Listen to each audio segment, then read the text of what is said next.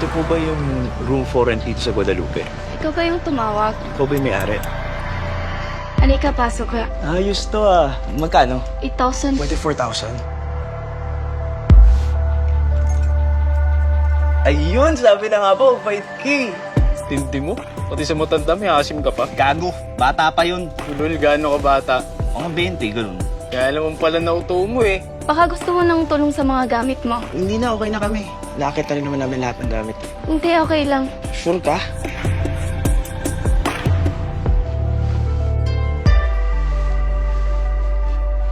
Baligo muna ako, may naman na kasi magpadali.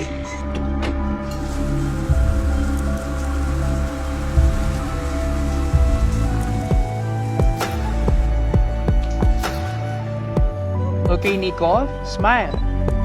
Anong nangyari sa'yo? Napauwi. Alam mo lang, tol. Kailangan ko na ng pera. Cheers. Cheers.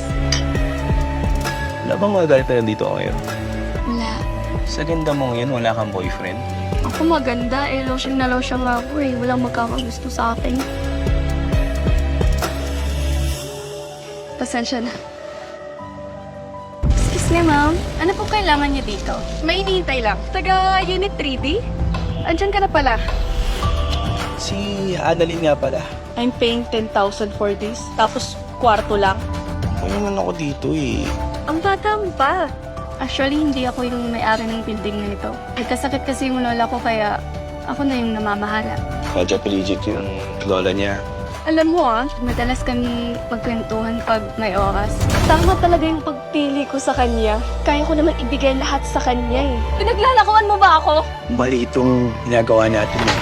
Tenant mo ko, sorry.